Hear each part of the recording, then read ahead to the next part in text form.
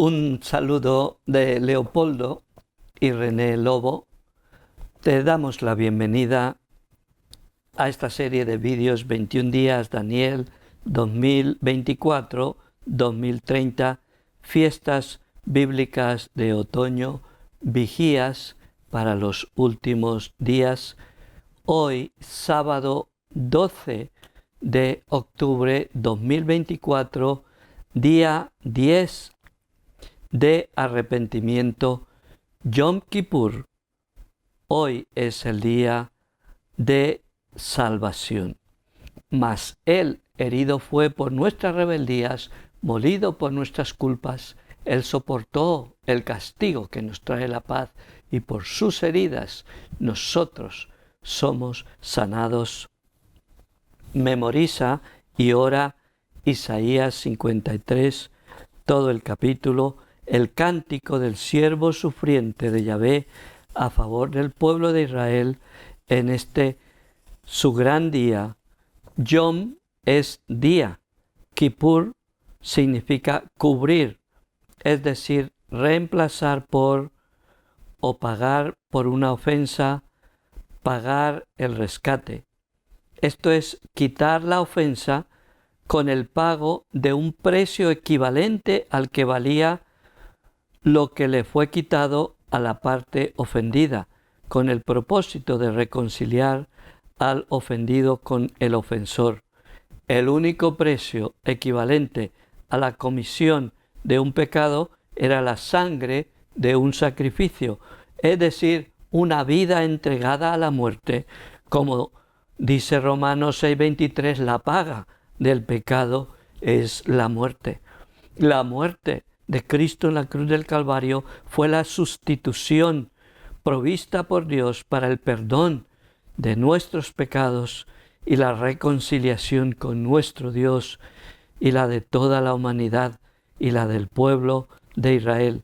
Al que no conoció pecado, por nosotros lo hizo pecado, para que nosotros fuésemos hechos justicia de Dios en él. 2 de Corintios 5:21, el apóstol Pablo.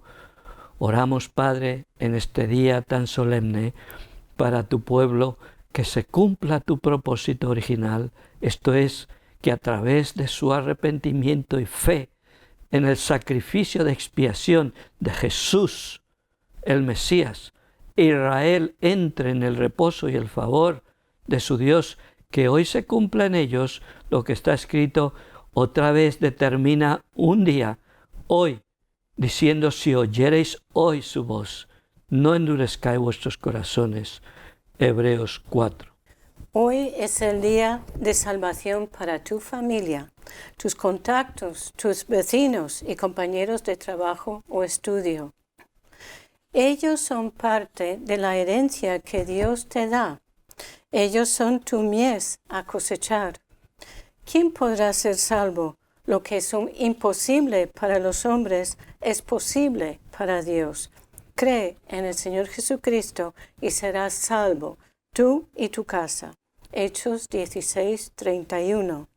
Activa tu fe, intensifica tu oración a favor de ellos. Pregunta al Espíritu Santo qué estrategia tiene para que les testifiques y sean salvos.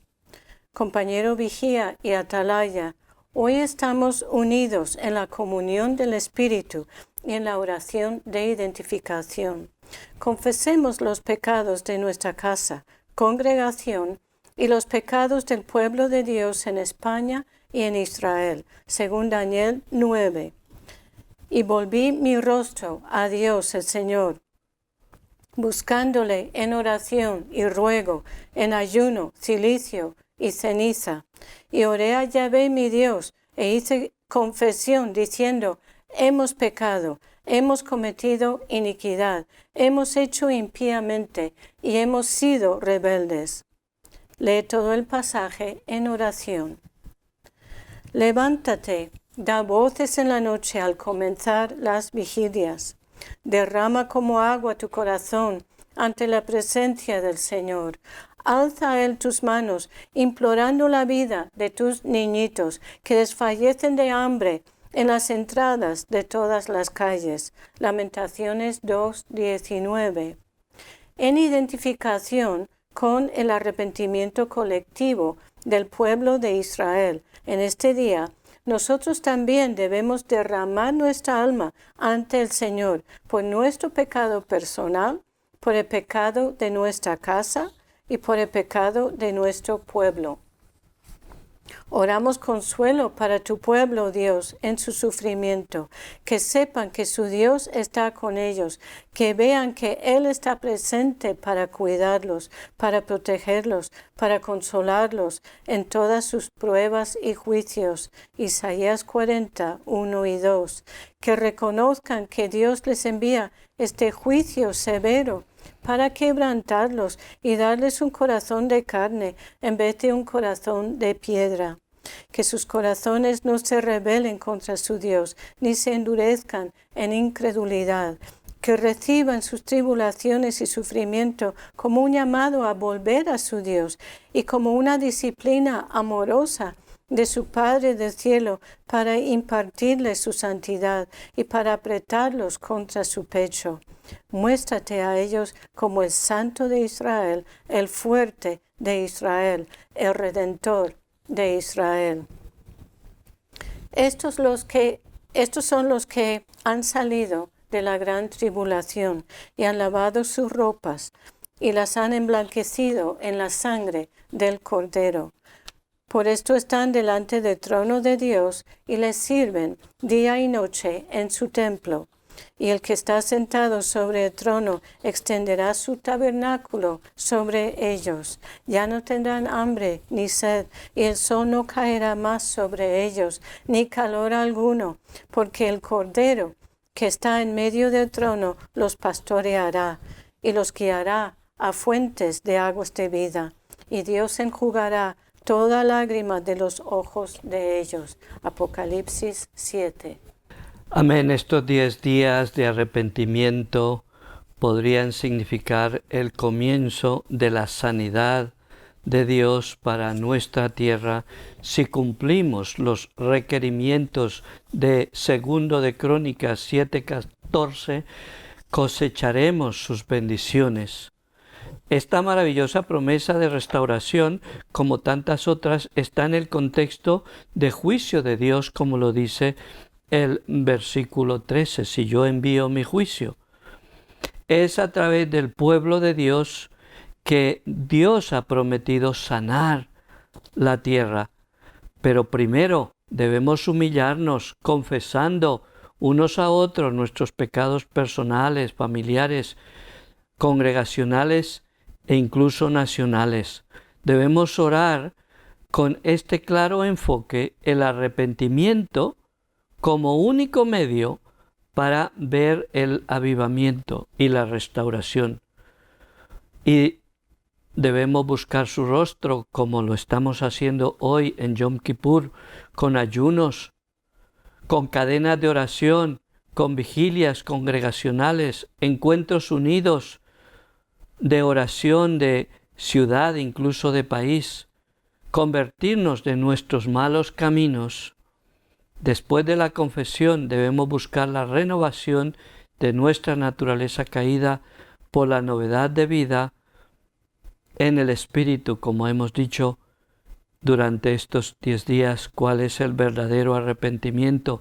Solo viviendo este proceso podremos tener la confianza y seguridad de su santa y bendita promesa. Entonces yo oiré desde los cielos, perdonaré sus pecados y sanaré su tierra.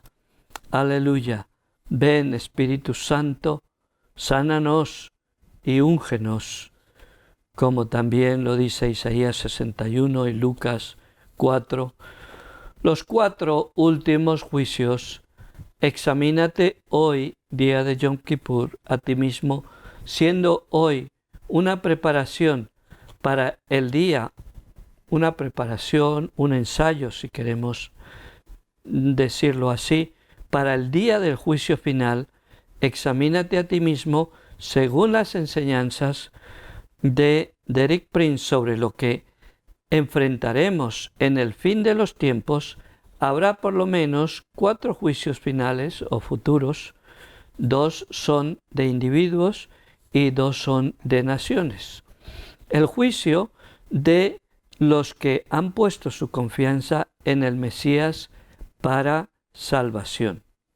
El verdadero creyente en Cristo será librado de la condenación final y nunca será juzgado por los pecados que ha cometido, porque ha sido hecho justicia de Dios en Cristo. Sus pecados no han sido solamente cubiertos, sino borrados por la sangre del Cordero de Dios que quita el pecado del mundo. Juan 3:18, 5:24, Romanos 8:1, 2 Romanos 8:1 y 2 de Corintios 5:21. El juicio de los verdaderos creyentes, en vez de ser de condenación, será para determinar la recompensa que recibirá cada uno al pasar su obra por la prueba de fuego, porque nadie puede poner otro fundamento que el que está puesto, el cual es Jesucristo. Y si sobre este fundamento alguno edificare oro, plata, piedras preciosas, o madera, heno, o hojarasca, la obra de cada uno se hará manifiesta, porque el día la declarará, pues por el fuego será revelada, y la obra de cada uno, cual sea, el fuego la probará. Si permaneciere la obra de alguno que sobreedificó, recibirá recompensa. Si la obra de alguno se quemare, él sufrirá pérdida, si bien él mismo será salvo, aunque así como por fuego. Apóstol Pablo, 1 de Corintios 3, 11 al 15. Derek Prince, en su libro El Manual del Cristiano Lleno del Espíritu, sugiere 3 aspectos sobre los que cada creyente debe examinarse a sí mismo para ver si su servicio a Dios será aceptado por Él, si pasará la prueba del fuego. Estos 3 aspectos tienen que ver con la motivación, la obediencia y el poder. 1. Debemos examinar nuestras motivaciones. ¿Es el objetivo de nuestro servicio complacernos a nosotros mismos?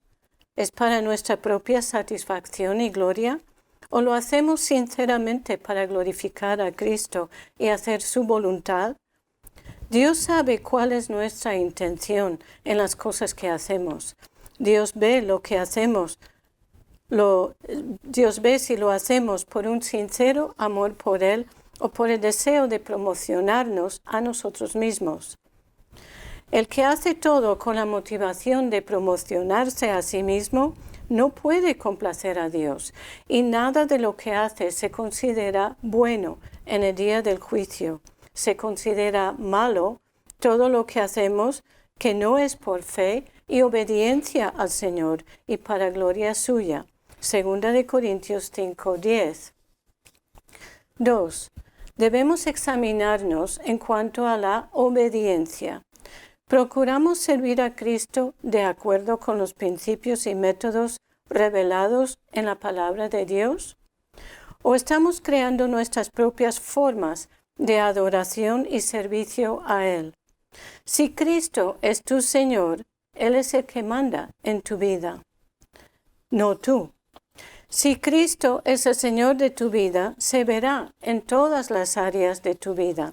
Se notará en tu manera de hablar y en la pureza de tus relaciones con otros. Afectará en tus pensamientos. Se notará en lo que lees, en lo que ves en la televisión. Se notará en tu manera de vestir. Si no queremos que Cristo mande en ciertas áreas de nuestra vida, en ciertos gustos o en ciertos hábitos, y si persistimos en desobedecer a Dios, al final se romperá nuestra relación con Él y nos apartaremos de Él. 3. Debemos examinarnos respecto del poder. El apóstol Pablo nos recuerda: porque el reino de Dios no consiste en palabras, sino en poder. 1 de Corintios 4:20.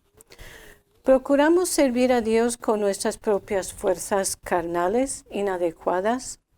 ¿O hemos sido renovados y fortalecidos por el Espíritu Santo?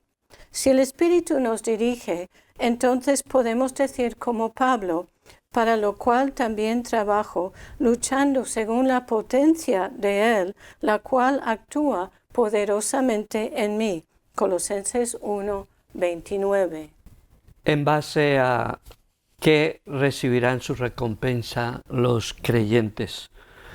La parábola de los talentos, Mateo 25, 14 al 30, y la parábola de las minas, Lucas 19, 11 al 17, nos revelan en base a qué serán recompensados los cristianos en el tribunal de Cristo. 1. El juicio se basa en la fidelidad de los siervos con lo que se les ha encomendado, no en su capacidad. Tanto el siervo que recibió 10 talentos como el que recibió 5 fueron alabados por su amo por el aumento de 100% que habían conseguido. El siervo que simplemente devolvió el talento que se le había dado fue rechazado porque no trabajó, no se esforzó y no produjo ningún aumento. 2. Las recompensas serán posiciones de autoridad y de responsabilidad en la administración del reino de Dios en la próxima era. Esto lo vemos en la parábola de las minas. 3. La maldad consiste no solo en actuar de una forma mala, sino en dejar de hacer lo bueno cuando está dentro de nuestras posibilidades hacerlo. También lo dice Santiago 4:17, al que sabe hacer lo bueno y no lo hace le es imputado por pecado. Los siervos que al final fueron rechazados en las dos parábolas fueron descritos como malos, porque no hicieron nada para conseguir un aumento en lo que se les había dado. De esto podemos deducir que la persona que dice que cree, pero no desea hacer nada para servir a su Señor, realmente no ama a Dios. Santiago 2:26, la fe sin obras es muerta, y esta creyente realmente es un falso creyente.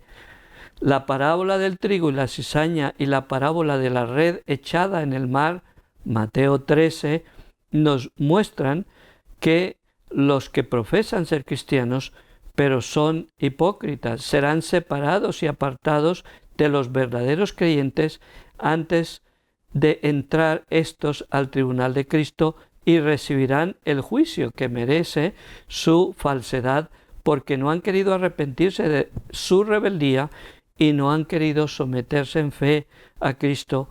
Entonces los verdaderos cristianos entrarán a reinar con Cristo durante los 1000 años, el milenio. Este es los 1000 años de su reino terrenal, mientras los cristianos falsos serán condenados. Nos acompañas al 11º de los 21 días, los 3 juicios finales y un llamamiento especial a pastores y maestros.